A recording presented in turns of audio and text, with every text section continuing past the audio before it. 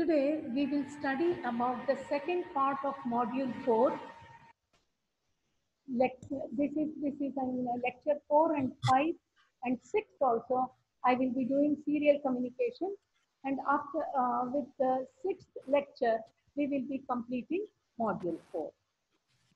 The serial communication syllabus for you is 8051, a basics of serial data communication, RS-232 signals, simple serial port programming in assembly as well as in C to transmit a message and to receive data serially.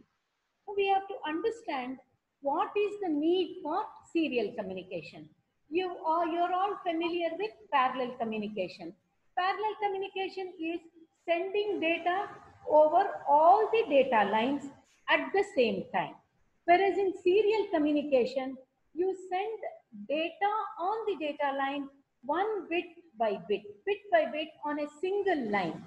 And 8051 microcontroller supports this kind of serial communication. We have 8-bit UART there. Universal Asynchronous Send and Transmit Facility. Receive and Transmit Facility. In order to learn that, we need to have an idea of what is serial communication, basics of serial data communication, RS-232 signals, that is a standard for serial communication. Then you will learn about simple serial port programming. Now, under communication, we have both parallel data communication and serial data communication. Parallel data communication, if there are 8 lines, on 8 data lines also the data will be sent, but at the same time. If there are 8 data lines and if it has to be, if the data has to be transferred over long distance, then you have to use 8 lines for all the distance from the point to the point that you have to send the data. This becomes very expensive as it requires more number of lines. Parallel data communication is good when data to be communicated is only over a very short range. Next, we come to serial communication. Serial data communication involves transmission of data on a single line, one after the other. It's a way to transfer information by breaking the characters of a word into bits, which are then transmitted sequentially along a single line. What is the meaning of this? For example, you have letter A.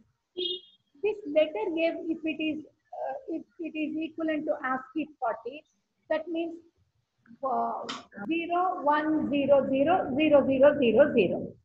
It splits up letter A into 8 bits and transmits bit by bit on one single line. This is very effective and it is not at all expensive if it has to transfer data over long distances because you are using only a single line.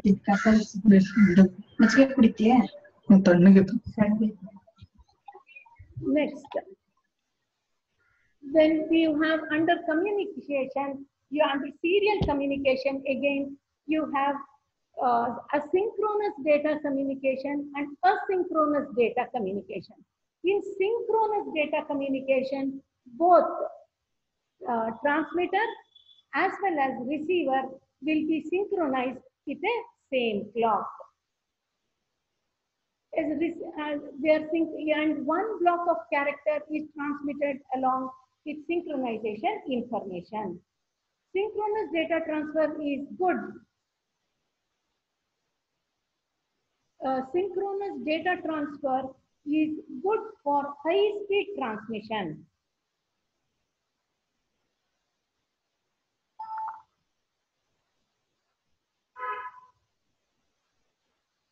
Next. Okay. So we have seen there is synchronous data communication and as well as asynchronous data communication. In synchronous data communication, you can see transmitter and receiver. These both are synchronized using the same clock. So they start at the same time. There could be one or two sync bits. Then later bits are all data bits.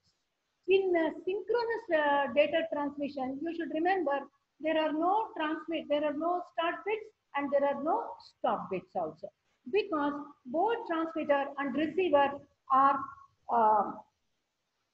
synchronized with a single clock, and it is good for transmitting blocks of data. Whereas a synchronous format, in which there is no synchronization of both transmitter and receiver by a same clock. This asynchronous format is character-oriented data transfer. In order to understand when the data transfer begins, when it ends, each character carries the information of the start and the stop bits. See, you have the transmitter, it has a separate clock, receiver has a separate clock. Now these ASCII characters, how many bits of data? 8 bits of data are there, D0 to D7. This is sandwiched between a start bit, which is a low level signal, and a stop bit, which is a high level signal. And these are all ASCII characters. Serial communication can also, one thing we classify it using the way it is transferred, asynchronous and synchronous. And it can also be classified according to the direction and simultaneity of data flow. We have simplex transmission, half duplex transmission, full duplex transmission. If you recall, I have also explained to you in the class when I said one of the features of 8051 is that it facilitates UART, serial communication, that there is simplex transmission. Data is transmitted only in one direction. That is from microprocessor to printer or computer to printer. It's only in one direction. It will not be from printer to microprocessor. Did you catch it? Now, half duplex transmission is data is transmitted in both directions, but the transmission will not be done at the same time. Once it is, that same equipment can use only as a transmitter or only as a receiver, but it cannot transmit and receive at the same time, like walkie-talkie that was used earlier. Then full duplex transmission. Transmission of data is in both directions simultaneously. For example, telephone. You can talk as well as you can listen. Now we have to see what are the terms that are used in serial communication. These are very important from the point of serial communication. One is the baud rate. Next is parity. Next is data bits. Then start bit and stop bit. Baud rate, we say, is the rate at which the bits are transmitted. It's called baud or baud rate, and it is expressed in bits per second. It is also defined as the number of signal changes per second. And the data transfer of a given computer depends upon the communication port incorporated into the system. Communication port. Okay. Next, parity. Parity bit is used specially for checking the errors during transmission. The possible parities are, there could be no parity, odd parity, even parity. Now, data bits. Each character can be represented by a group of bits for transmission, which can be 5, 6, 7, or 8 bits. In 8051, how many bits we are transferring, whether we are transferring 8 bits or 7 bits or 9 bits, depends upon the mode of transmission. The bit which is sent before the data is to indicate the start of transmission. This is usually at the low level, logic 0, also called as phase. The number of stop bits which is sent after the data is to indicate the end of transmission. Generally, stop bit is a high bit. Okay. In order for the transmission to take place between the microcontroller and also the computer, we need some standards. RS-232 standard allows the compatibility among data communication equipment and data terminal equipment. That is between the microcontroller and the computer. What we need to understand is we have a standard called RS-232 which is compatible for this data communication. But it has one drawback. That is the RS-232 standards are different from that of TTL voltage standards. In RS-232, 1 is represented, 1 means high, is represented by -3 to -25 volts. And 0 is represented by +3 to +25 volts. This is actually called as negative logic. And -3 to +3 is undefined. Therefore, to connect an RS-232 to a microcontroller, an voltage converter such as MAX232 is used to convert TTL logic to RS-232 voltage levels and vice versa. TTL logic levels you are familiar already. 0 is for low and 1 high represents 5 volts. So in order to bring about this compatibility between RS-232 standard and TTL logic, we use line drivers or voltage converters called MAX232. Now, we have to understand how RS-232 handshake signals take place. This question is also important from your examination point of view. Before you understand the RS-232 handshake signals, you need to understand what is the meaning of data terminal equipment and what is the meaning of data communication equipment. For our purpose, you can take DTE, data terminal equipment, as computer, PC, means as terminals, and data communication equipment such as modem. And another important thing to note is that all RS-232 pin functions are from DTE point of view. Next, in order to understand RS-232 signals, we have to understand this DB, data byte 9 signals. What are those signals? We will see. The first signal is called as data carrier detect signal. Second is data received data signal. Third is data transmitted signal. Fourth is data terminal ready signal. Fifth is signal ground, that means ground. Sixth is data set ready. Seventh is request to send. Eighth is clear to send. Ninth is ring indicator. These 9 signals we need to understand RS-232 handshake signals or handshaking process. I want you to see that this pin number 1, pin number 6, pin number 7, pin number 8, they are all active low signals. That means when there is 0 on that signal, it is active, it is enabled. Now we call it as another way to remember these pinouts. Actually, you are not required to know you don't have to write the pinouts, but just in case you are asked, you should know how to remember. See, RS-232, R for receiving, pin number 2, S for sending, pin number 3, RS-232, pin number 2, pin number 3. Again, you repeat 2. Receive, send like that. RS-232 handshaking pin.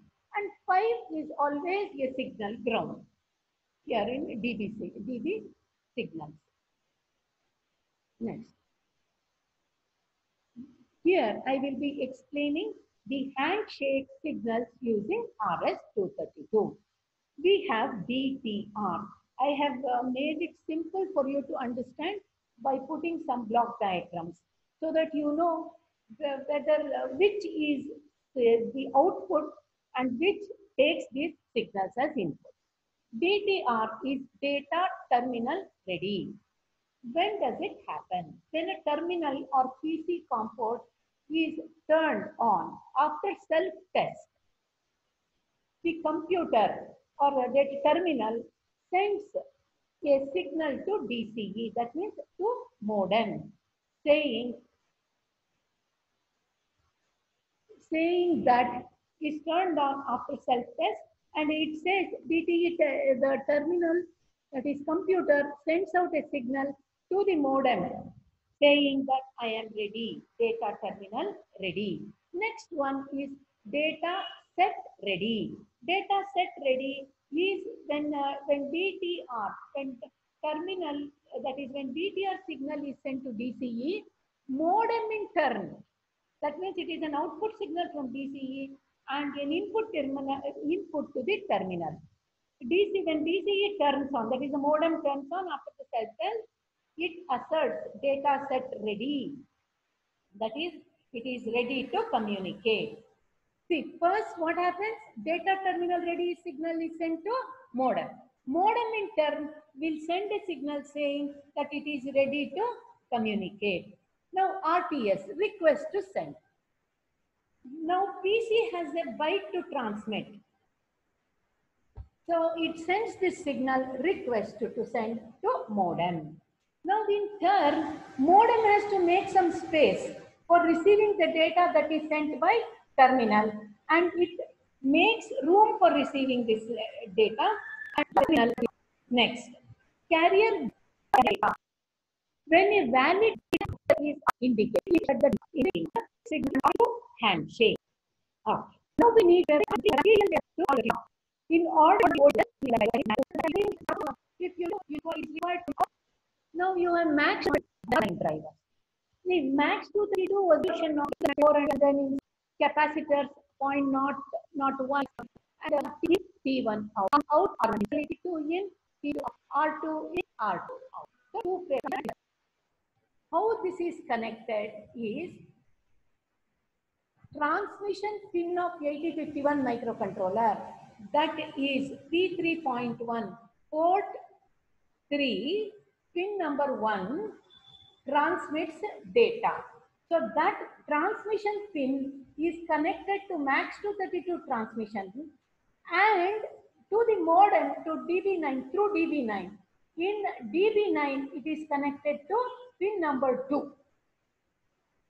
And similarly, when it is reception, you have seen RS receive, yes, for sending 3. Pin number 3 from DB9 is connected to reception pin of max 232 and it is connected to port 3 pin.